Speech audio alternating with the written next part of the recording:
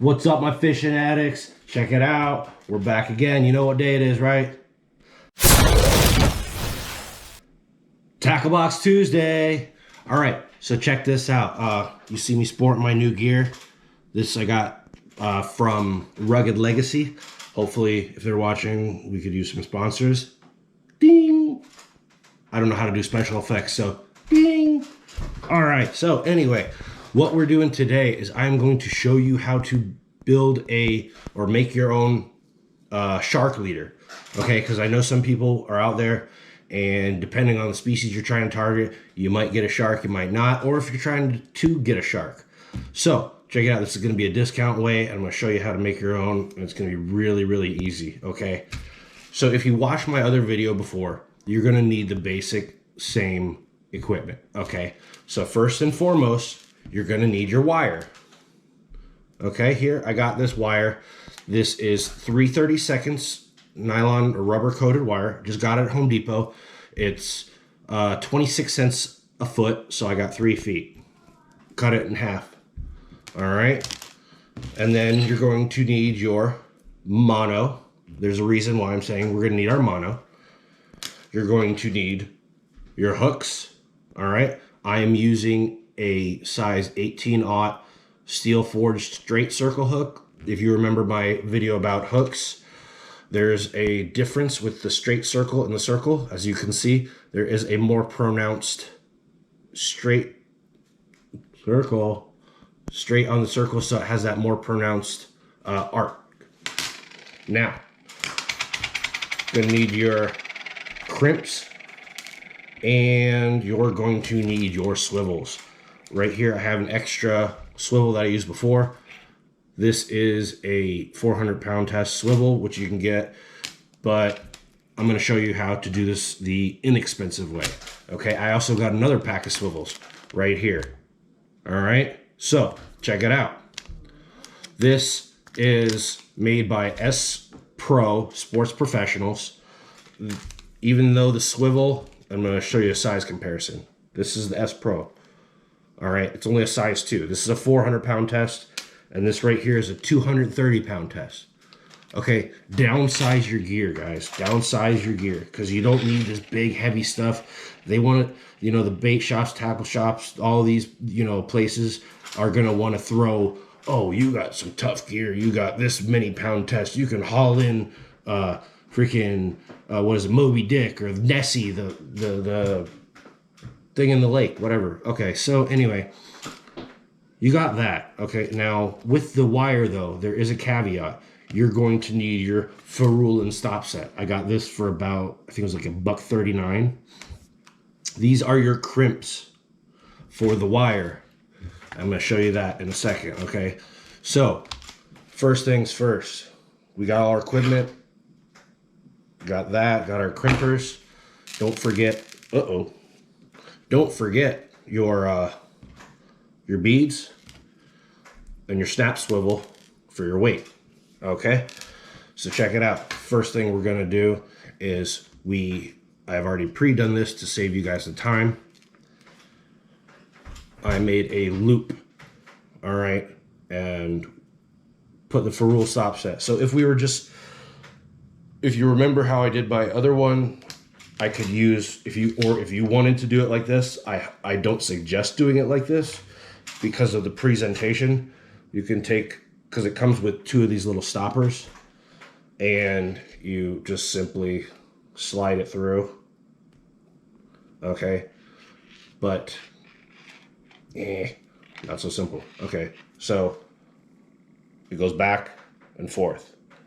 And then you can crimp it down just like you would one of the crimps when you're doing it for a weight. However, I don't suggest doing that.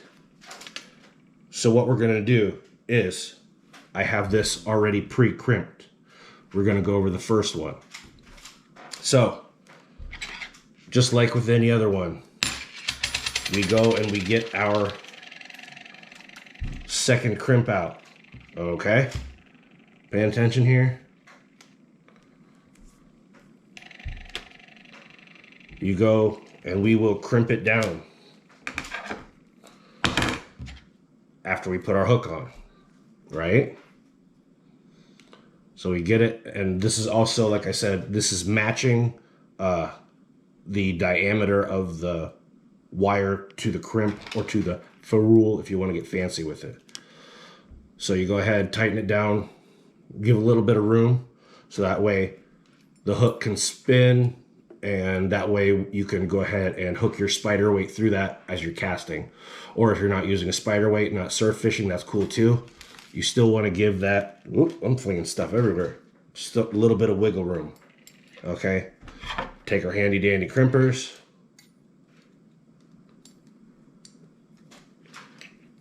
Make sure it's nice and set.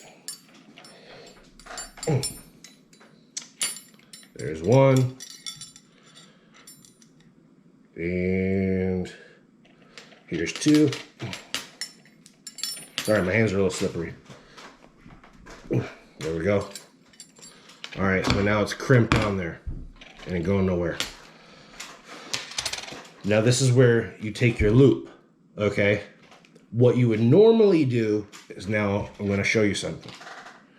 You have this side with the hook and this side with the whatever it's called, loop. So what we're going to do is we have this. If we were doing a cable to cable, I would need more of these stoppers, okay? Because then what we would do is we would take the crimp like so, slide it through, loop it, so it would look something like this. Right here, loop it through, and boom, there you go. So you would loop both ones through the barrel swivel, okay?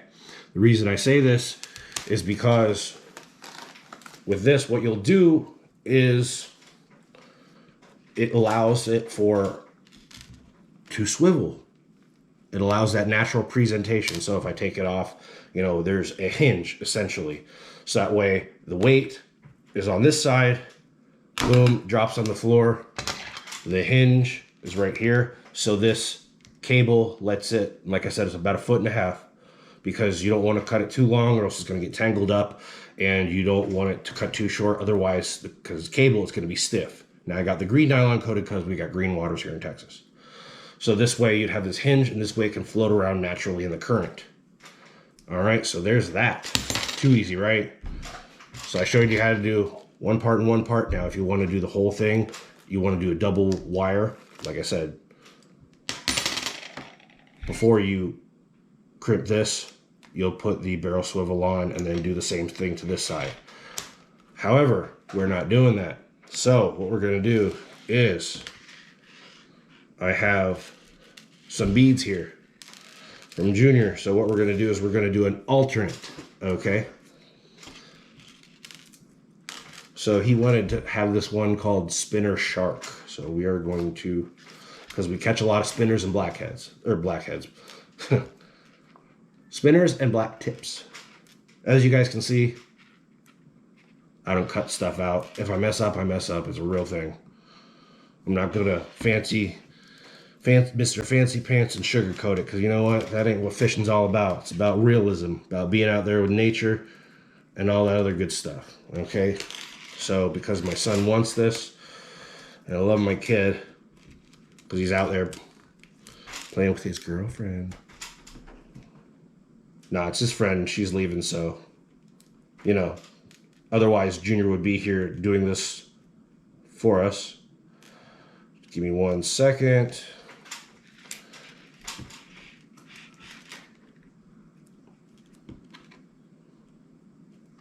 Okay.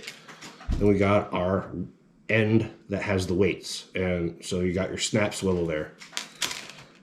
Here is where it comes into necessity and presentation and affordability. Like I said, you guys can do, I know I repeat myself all the time. Sorry, I got TBI, I got blown up way too many times. This is where it goes into affordability and presentation. So we got our This is my fluoro that you guys see me use, 150-pound test. This wire is 185 pound. This size 2 tiny little swivel is 230 pound. Okay, so what we're going to do is we can actually put that on the wrong side. My bad. So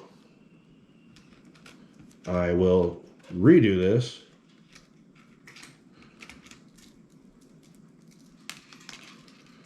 Dun, dun, dun, dun. I know I'm wasting your time.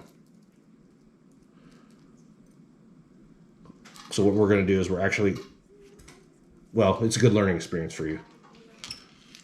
All right, so that would be if we are doing it with straight up wire to wire with the hinge. But like I said, we're going for affordability and we're going for presentation, because we don't always want a whole lot of line. You don't always want your hook exposed. You want to show a pretty much as natural presentation as you can for the fish. Am I right? It's not like you're going down there with, you see in the old cartoons, and there's a fisherman sitting there with a little bobber and a hook. Now we got to make our stuff look natural because we're trying to catch fish. All right, so we got this right here.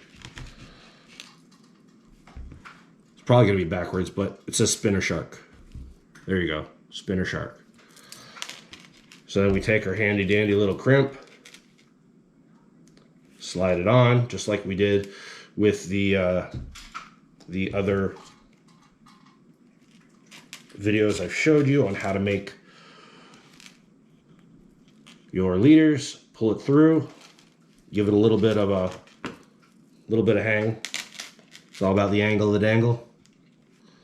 Not like Officer Dangle from Reno 911, but there's crimp it good. Now we have our leader to line side. Now, this is where I say, and I'm going to save this one like this because I want to put a different size hook on it. This is where you don't need the extra barrel swivel. Oop, right here.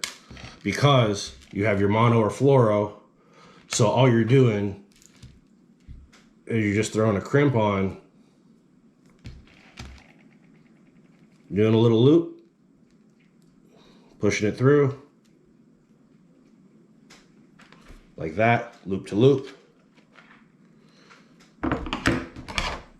Take your crimpers,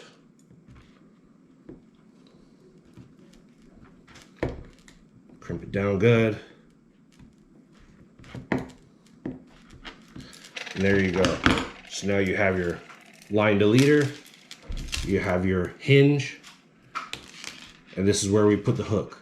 So that way there's less of the presentation. So that way they're not seeing two of these things in the water. So we'll go over it one more time. If you were doing wire to wire, you'd still have your beads and your barrel swivel, class swivel for your weight. If you're surf fishing, if not, you can put just a straight up nice little egg weight on there. Then you would put these two together with a barrel swivel in the middle as a hinge, and then there you go. If you're not using the wire to wire, this is what you'll do. Same thing. And there you have it, my friends. That is how you do it.